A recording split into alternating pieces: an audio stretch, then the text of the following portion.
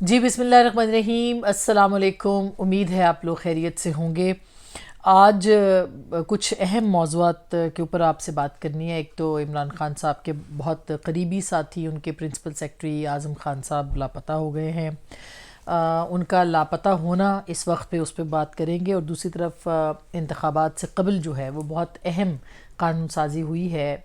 Saint کے اندر آج قانون پاس ہو گیا ہے، اور ایک اچھی خبر نواز شریف اور جہانگیر ترین صاحب کے لیے ہے الیکشن سے ریلیٹڈ، اس کے اوپر ہم بات کریں گے۔ تو سب سے پہلے تو عمران خان صاحب کے جو ساتھی ہیں اعظم خان صاحب، وہ ان کے غائب ہونے کی خبر ہے۔ ان کے بیٹے نے ان کے رشتہ دار نے، قریبی رشتہ دار نے جو ہے وہ ایک ایف آئی آر کٹوائی ہے، اور ایف آئی آر کے اندر انہوں نے یہ کہا ہے کہ اعظم خان صاحب کل شام سے لاپتہ ہے، ان کے ٹیلی فون بھی بند ہیں۔ اعظم خان صاحب بہت ہی ایک اہم عہدے پہ رہے ہیں، پرنسپل سیکرٹری بھی رہے ہیں عمران خان صاحب کے، اور یہ تمام جتنی بھی ویلنگ اینڈ ڈیلنگ ہوتی تھی پولیٹیکلی بھی اور گورننس کے حوالے سے، وہ بہت ہی ان کے قریب تھے۔ یوں سمجھیے جیسے نواز شریف صاحب کے فواد حسن فواد صاحب تھے، گو کہ ایک ٹیلنٹ اور ریپوٹیشن میں زمین آسمان کا فرق ہے، لیکن اعظم خان صاحب جو ہیں وہ بھی پہلے خیبر پختونخوا میں تھے، وزیر اعلیٰ کے ساتھ تھے، وہاں پہ ان کے ساتھ ان کے معاملات کچھ زیادہ اچھے نہیں چلے تھے، پھر انہوں نے یہ عہدہ انہوں نے کہا کہ وہ چھوڑ دیا، اور اس کے بعد پھر وہ عمران خان صاحب جب وزیر اعظم بنے، ان کو بیوروکریٹ ہیں، ان کو انہوں نے اپنے ساتھ رکھا۔ اعظم خان صاحب جو ہیں جتنی بھی پولیٹیکل مینورنگ تھی یا جتنے بھی اہم فیصلے تھے اس میں عمران خان صاحب کے ساتھ رہے۔ لیکن دلچسپ بات یہ ہے کہ جب سے یہ مختلف موضوعات معاملات سامنے آئے، جس میں القادر کیس ہے، یا جیسے ہی رجیم چینج کا نعرہ تھا، آپ کو یاد ہوگا وہ آڈیو ٹیپ جس کے اندر انہوں نے یہ کہا تھا کہ اس کو جو ہے وہ اس کے اندر اس کو یوں کرتے ہیں، اس کو سازشی بیانیے کے ساتھ بناتے ہیں، یعنی برین چائلڈ جو تھا وہ اعظم خان صاحب کا برین چائلڈ بھی تھا، جو کہ انہوں نے ایک سازشی وہ خط اور سائفر والا جو معاملہ تھا اس کے اوپر وہ بیانیہ بنایا، اور پھر عمران خان صاحب کا وہ مشہور زمانہ جملہ کہ لیٹس پلے ود اٹ۔ تو یہ جو اس کو کھیل بنایا گیا سائفر کو، اور پاپولیرٹی گین کرنے کے لیے جو ہے وہ سب ڈرامہ کیا گیا، اس ڈرامے کے ایک بہت ہی اہم کردار جو تھے وہ اعظم خان صاحب تھے۔ اسی طرح سے عمران خان صاحب کے دور میں جو مختلف اہم فیصلے ہوئے بطور پرنسپل سیکرٹری عمران خان صاحب کے ساتھ وہ بھی شریک کار رہے۔ اس میں القادر ٹرسٹ کا تو آج کل چل رہا ہے، توشہ خانہ کا معاملہ آپ کے سامنے ہے، جس میں کہ عمران خان صاحب کے اوپر یہ الزام ہے کہ انہوں نے گھڑی پہلے خریدی تھی، پہلے اٹھوائی، اور پھر اس کے بعد انہوں نے پیمنٹ جو اس کو بیچا اور پھر پیمنٹ کی، اور اس کی جو ریسیٹس تھیں وہ بھی آپ کے سامنے آ چکی تھی۔ یہ ان کے اوپر الزام ہے، اور بہرحال یہ اس معاملے کے اوپر بھی اعظم خان صاحب جو ہیں وہ بہت ہی ایک اہم گواہ کے طور پر جو ہے وہ پیش آ سکتے ہیں یا سامنے آ سکتے ہیں۔ ان کی بہت اہمیت ہے ان سارے کیسز پہ جو کہ عمران خان صاحب کے خلاف کھلے ہیں۔ اسی طرح سے اگر آپ کہیں القادر ٹرسٹ کیس والا، تو القادر ٹرسٹ کیس میں بھی وہ جو بند لفافے میں شہزاد اکبر صاحب کی طرف سے مبینہ طور پہ جو سمری، مبینہ نہیں، اب تو بہت سی چیزیں سامنے آ گئی، سمری پیش کی گئی تھی، اور وہ کسی کو کھولنے کی اجازت نہیں دی گئی تھی، اور پھر اس کو عمران خان صاحب نے وہاں سے منظور کروا لیا تھا۔ اس کے اندر بھی بطور پرنسپل سیکرٹری اعظم خان صاحب کا جو کردار ہے وہ بہت ہی اہم کردار سمجھا جا رہا ہے۔ تو اب جو آپ نے خبریں سنی ہوں گی کہ اگلے ہفتے میں ان کو طلب بھی کر لیا گیا ہے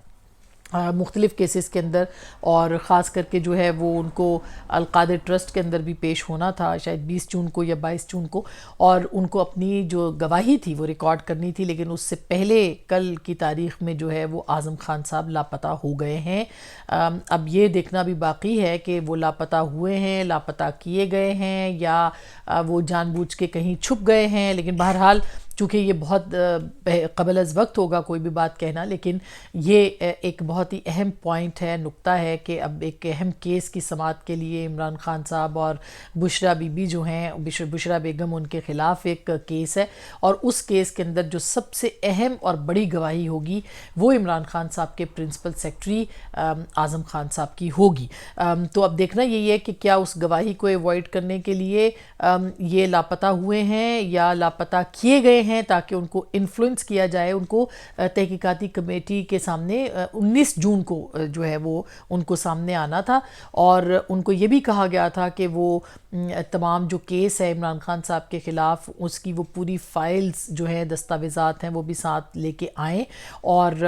اسی کے اوپر ان کو اپنا بیان بھی ریکارڈ کروانا تھا. سو بطور گواہ جو اعظم خان صاحب کا سٹیٹس ہے وہ بہت امپورٹنٹ ہے. اگر وہ یہ گواہی دے دیتے ہیں کہ عمران خان صاحب کی ایما پہ یہ اہم فیصلے ہوئے, یا القادر ٹرسٹ والا فیصلہ ہوا جس میں کہ 190 ملین پاؤنڈ کی رقم جو تھی وہ برطانوی کرائم ایجنسی نے وہ ریکور کر کے پاکستان کو دی, اور وہ پاکستان کے یہ ملک ریاض سے, اور پھر اس کو پاکستان کے اندر جو ہے وہ سپریم کورٹ کو دینا تھا, لیکن کابینہ کے فیصلے کے بعد سپریم کورٹ کو دیا گیا, اور سپریم کورٹ نے اسی رقم کو بحریہ ٹاؤن کے جو فنڈز تھے جس پہ جرمانہ تھا کراچی کے بحریہ ٹاؤن پہ, اس کے اندر 460 ملین کو جو ہے وہ اس کے اندر ایڈجسٹ کیا. تو یہ ایک بڑا ہی اوپن اینڈ شٹ کیس ہے کہ اپنے اختیار کا جو استعمال تھا بطور وزیر اعظم عمران خان صاحب نے وہ کیا. تو اس معاملے کے اندر بلکہ تمام معاملات جو ہیں اس کے اندر جو اعظم خان صاحب کی گواہی ہے وہ بہت امپورٹنٹ گواہی ہے. اب دیکھتے ہیں کہ 19 جون کو اگر وہ پیش ہو جاتے ہیں تو کیا صورتحال سامنے آتی ہے, وہ کیا اپنا بیان قلم بند کرواتے ہیں. اس سے پہلے آپ کو یاد ہوگا کہ فواد حسن فواد خان صاحب جو کہ پرنسپل سیکرٹری تھے نواز شریف صاحب کے, انہوں نے ایک باقاعدہ, بلکہ مجھے بھی انٹرویو دیا, اور بہت سارے انٹرویوز میں انہوں نے بات کی ہے, لیکن اس میں انہوں نے بہت واضح لفظوں میں کہا کہ جب وہ گرفتار ہوئے نواز شریف صاحب کی گرفتاری کے بعد, تو ان کے سامنے ایک کاغذ جو ہے وہ رکھ دیا گیا اور کہا گیا کہ اس کے اوپر اگر آپ دستخط کر دیں گے تو آپ کی خبر ابھی تک ریلیز نہیں ہوئی ٹی وی چینلز کو, آپ گھر چلے جائیں گے. اور خبر کیا تھی کہ ان کو گواہی دینی تھی نواز شریف صاحب کے خلاف, جو کہ انہوں نے نہیں دی, اور تقریباً 8 مہینے اس سے زیادہ 1 سال کے قریب جو ہے وہ ان کو جیل بھگتنا پڑی, اور وہ سرخرو بھی آج ہوئے, لیکن انہوں نے اپنی جو ایک وہ تھی اس کے اوپر وہ برقرار رہے, قائم رہے. تو اب اسی صورت میں اگر دیکھیں تو یہ جو پرنسپل سیکرٹری صاحب ہیں اعظم خان صاحب, جو کہ عمران خان صاحب کے تمام فیصلوں میں شریک رہے اور بہت ان کے قریبی تھے, معتمد خاص تھے, ان کی گواہی اب 19 جون کو ہو سکتی ہے, نہیں ہو سکتی ہے, یہ کافی امپورٹنٹ معاملہ ہوگا. دوسری جانب آج ایک بہت ہی اہم قانون سازی ہوئی ہے سینٹ کے اندر, اور وہ ترمیم جو ہے وہ منظور کر لی گئی ہے. اس ترمیم کے حساب سے جو پہلے الیکشن کمیشن آف پاکستان کے علاوہ صدر مملکت بھی ترمیم کی بات, الیکشن کی ڈیٹ دینے کی جو کا معاملہ تھا, جس کے اوپر پورا معاملہ سپریم کورٹ کے اندر لایا گیا, پھر اس کے اوپر جو ہے وہ بات کی گئی اور کہا گیا کہ صدر کے پاس اختیار ہوتا ہے, لہٰذا وہ جو حالانکہ وہ مشروط اختیار تھا لیکن اس کے باوجود تو اب اس میں ترمیم کر دی گئی ہے, اور یہ اختیار صرف اور صرف جو ہے وہ ECP کو جو ہے وہ دیا گیا ہے, یعنی کہ الیکشن کمیشن آف پاکستان کو. اور اب الیکشن کمیشن آف پاکستان جو ہے وہ اس معاملے کے اوپر جو ہے وہ بات کر سکتا ہے, معاملات کو سامنے لانے, اپنی تاریخ کو دینے کے لیے, اور انتخابات کے حوالے سے یہ ترمیم جو ہے یہ کافی اہم سمجھی جا رہی ہے. اسی طرح سے ایک اور ترمیم جو ہے اس میں ہوئی ہے, اس کے اندر جو ہے وہ نااہلی کی جو مدت ہے اس میں ترمیم کی گئی ہے, اور یہ جو نااہلی کی مدت ہے اس میں یہ کہا گیا ہے کہ اگر اس کے اندر سزا یعنی مدت کا تعین نہیں کیا گیا تو یہ سزا جو ہے نااہلیت کی یہ 5 سال سے زائد نہیں ہونی چاہیے. اچھا, اب نواز شریف صاحب کو تاحیات نااہلی کا سامنا ہے, نااہلیت جو ہے وہ جہانگیر ترین صاحب کی بھی ہوئی ہے, لہٰذا اس ترمیم کے بعد نواز شریف صاحب کا کیس بہت آسان ہو جاتا ہے, اور وہ بہت آسانی سے جو ہے وہ چلے جائیں گے, اب کورٹ میں جائیں گے اور یہ کہیں گے کہ ان کے اوپر جو ہے وہ تاحیات پابندی جو ہے وہ غلط لگائی گئی ہے. دنیا کا ویسے کوئی قانون جو ہے وہ تاحیات پابندی نہیں لگاتا, اور صرف یہی نہیں بلکہ ان کو جو ان کی بطور صدارت جو ہے ان کے عہدے سے بھی برطرف کیا گیا تھا, اور وہ کیس جو تھا وہ کیس ان کے اوپر اقامہ کا کیس تھا جو پاناما کا شروع ہوا تھا, اور اقامہ کا یہ تھا کہ انہوں نے اپنے بیٹے کی تنخواہ نہیں لی اور کیوں چھپائی اور یہ کیا, اور اقامہ کہاں سے آیا تھا, یہ سب باتیں جو ہے اس کے اوپر ان کو جو ہے وہ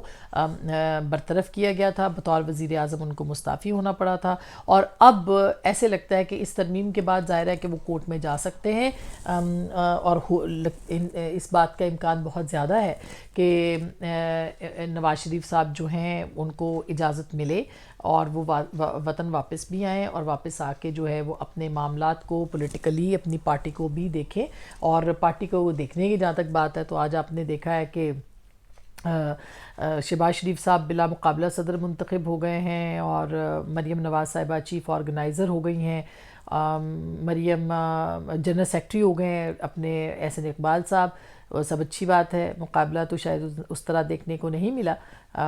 بلا مقابلہ تو 2 شخصیات یا 3 شخصیات تو ہوئی ہیں, لیکن مقابلے کا رجحان اگر سیاسی جماعتوں کے اندر, سیاست کے اندر اور سیاسی جماعتوں کے اندر ختم ہو جائے گا, اور اگر انٹرا پارٹی الیکشنز میں بھی بلا مقابلہ لوگ منتخب ہوں گے, صحیح بھی ہوگا, ہو سکتا ہے کوئی نہ کھڑا ہو, اس میں کوئی دو رائے نہیں ہے, لیکن کیا ہی اچھا ہوتا کہ ایک ہیلدی کمپٹیشن ہوتا اور اس کے بعد جو ہے وہ پارٹیوں کے اندر ایک انٹرا پارٹی الیکشن کا جو کہ دستور ہے اور آئین کا حصہ ہے, قانون کا حصہ ہے, الیکشن کمیشن کے قواعد اور ضوابط کا حصہ ہے, اس کو بھرپور طریقے سے جو ہے وہ فالو کیا جاتا. تو ایسا نہیں ہو سکا. اور جہاں تک اس بات کا تعلق ہے کہ اس پورے انتخاب میں آپ کو کچھ چہرے جو ہیں وہ نظر نہیں آئے ہوں گے, جیسے شاہد خاقان عباسی صاحب پہلے سینئر نائب صدر تھے, اب وہ آج آپ کو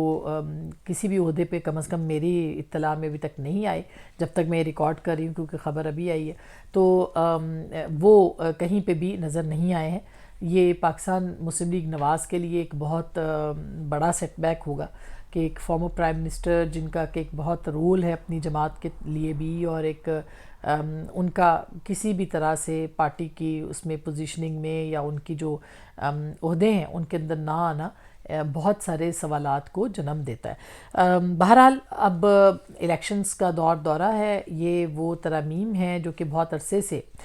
پی ایم ایل این چاہتی تھی ریفارمز کی صورت میں, پولیٹیکل پارٹیز چاہتی تھی ریفارمز کی صورت میں, اور اب یہ ریفارمز جو ہیں وہ ایک ایک کر کے ہو گئی ہیں, ہو رہی ہیں, اور ایسے لگتا ہے کہ انتخابات اگر نومبر میں ہوتے ہیں تو میاں نواز شریف بھی واپس ہوں گے, جہانگیر ترین صاحب بھی الیکشن لڑیں گے, اور ہاں البتہ ہو سکتا ہے کہ عمران خان صاحب اس الیکشن میں نہ شریک ہوں اور ان کے خلاف فیصلے آ جائیں, کیونکہ یہ جو معاملات ہیں وہ کافی زیادہ سپیڈ اپ ہو گئے ہیں. اس کے اوپر جو ان کے خلاف کیسز ہیں عمران خان صاحب کے اور ان کا جو مستقبل ہو سکتا ہے, اس کے اوپر الگ کسی وقت جو ہے وہ آپ سے بات کریں گے, لیکن اپنا بہت خیال رکھیں اور دعاؤں میں ہمیں یاد رکھیے گا. اللہ نے کے بعد.